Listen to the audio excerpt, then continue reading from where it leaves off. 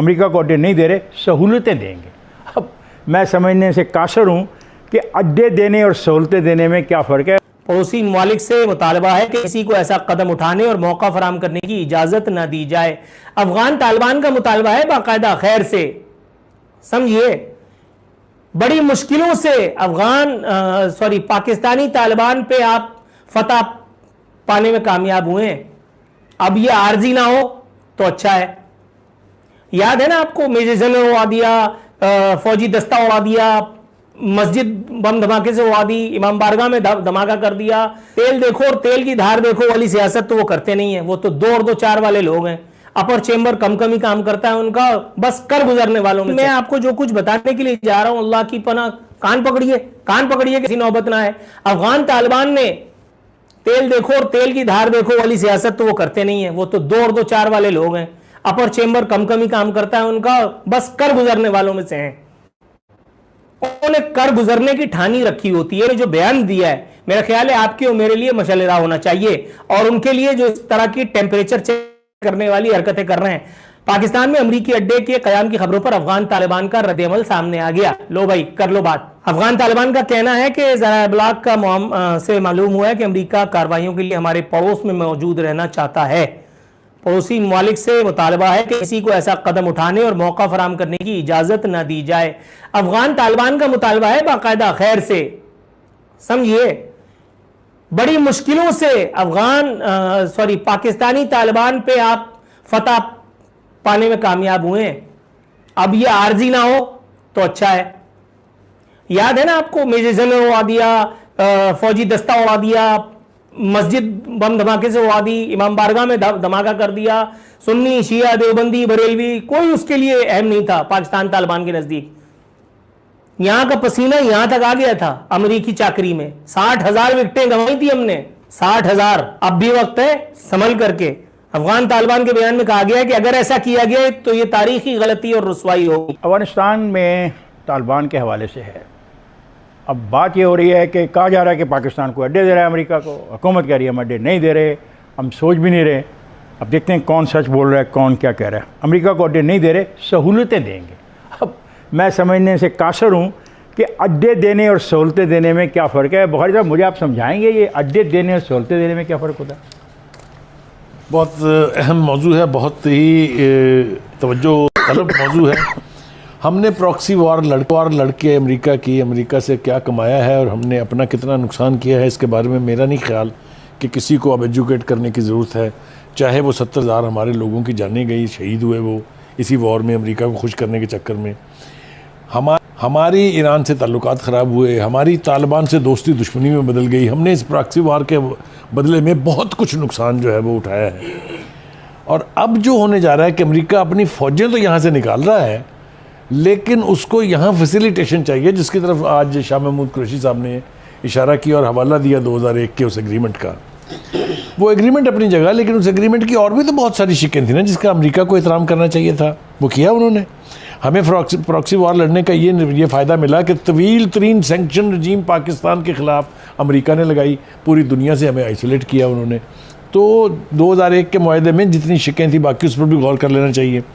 ये हम डिनाई कर रहे हैं कि हम उनको अड्डे नहीं दे रहे हैं, बिल्कुल ठीक हो गई ये बात, फॉरेन ऑफिस की माननी नहीं चाहिए। लेकिन अगर हमारे 2 हवाई अड्डे जो हैं वो शामिल होंगे उस फैसिलिटेशन में जो हमने उनके लिए करनी है, तो बात तो एक ही है। आप ये देखें कि इसके बाद तालिबान की तरफ से बाकायदा थ्रेट आने शुरू हो गए हैं। मैं और जावेद, आप भी थे मौजूद, हम बात कर रहे थे आपस में कि उस तरफ से धमकी आ गई है कि गौर करे पाकिस्तान, इससे पहले कि सूरत हाल जो है वो तकलीफ दे हो जाए।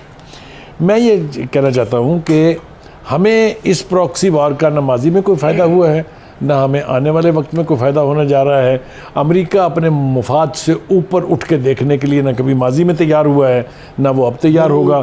हमें अब दोबारा इस्तेमाल नहीं होना चाहिए। बिल्कुल सही बात है बुखारी साहब। बात यह है कि जब से बाइडन एडमिनिस्ट्रेशन आई है, उसने आते ही डेट दे दी कि 11 सितंबर तक अमेरिका अफ़गानिस्तान से निकल जाएगा। उसके बाद ये तमाम एक्टिविटीज़ अनफोल्ड होना शुरू हो गई। उसका पहला यह हुआ कि विद इन अफ़गानिस्तान लड़ाई शुरू हो गई, और जो उनका आज की तारीख तक जो एक सूबा है लुघमान, उसके इर्द गिर्द तालिबान ने सराउंड कर लिया है, चौकियों पे कब्ज़ा कर लिया है। और इवन जो अफ़गानिस्तान के आर्मी चीफ़ है, वो उस सूबे में आके बैठ के उस ऑपरेशन को अब लीड कर रहे हैं। और दूसरी तरफ अमेरिका के लिए प्रॉब्लम ये बन गया कि अगर हम अफगानिस्तान छोड़ते हैं तो हम कहाँ जाएं, और जाने के लिए उधर जो सेनेट में उन्होंने ब्रीफिंग ली और उधर जो बातचीत हुई, तो वो पाकिस्तान को तो इस रीजन में कोई इग्नोर कर ही नहीं सकता।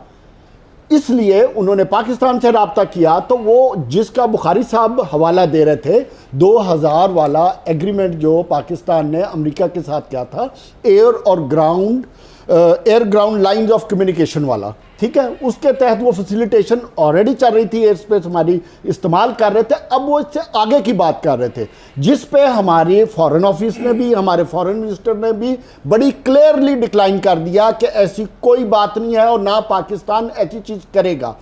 इससे भी अहम चीज़ ये है कि देखें, जिसका आपने माजी का हवाला दिया, उससे बढ़ के देखें पाकिस्तान की हुकूमत और हमारे तमाम अदारों को ये सोचना चाहिए कि माजी में हमारे साथ क्या हुआ, और पाकिस्तानी कौम अब मुतहम्मल नहीं हो सकती एक और जंग लड़ने के लिए, क्योंकि अफगानिस्तान की लड़ाई अफगानिस्तान के लोगों को देखना चाहिए अपने अमन के लिए। ये हमारी रिस्पॉन्सिबिलिटी नहीं है। वोट करेंगे, हाँ, हम ना अपनी जगह किसी को इजाज़त देंगे किसी भी मुल्क के खिलाफ, और ना ही हम किसी मुल्क के बंदों को अपने पास रखने चाहिए। हमें अपने हमारी हुकूमत की पॉलिसी भी यही और हमें अपने मुल्क की सेफ्टी और इसके अमनो अमान की खुद हिफाजत करनी है, और कोई बाहर से आके हमें ना सेफ कर सकता है और ना कोई हमें थ्रेट कर सकता है। देखिए भाई, बात यह है कि अमेरिका का ये मसला नहीं है कि उसके जाने के बाद वहाँ क्या होता है, अफगानिस्तान में सिविल वार होती है, आग लगती है, या औरतों को कोड़े पड़ते हैं, या जमहूरियत बर्बाद होती है, ह्यूमन राइट रहते हैं नहीं रहते हैं। उनका मसला सिर्फ इतना है कि वहाँ पर अलकायदा और दाश ना पनपने पाए, ताकि अफगानिस्तान से बाहर निकल के वो अमेरिका और उसके इत्तेहादियों को थ्रेट न करे। हमारा इशू भी ये है कि जो भी हो, हमें भी चाहिए कि अंदर जो भी हो हमें मुदाखलत नहीं करनी चाहिए। ये इशू तो अमेरिका उधर रुक जाए, एक दूसरे को नहीं रुक रहा, मेरी मर्जी से तो पाकिस्तान हुकूमत तो यही चाहती है। अच्छा, फिर रुक जाए उधर।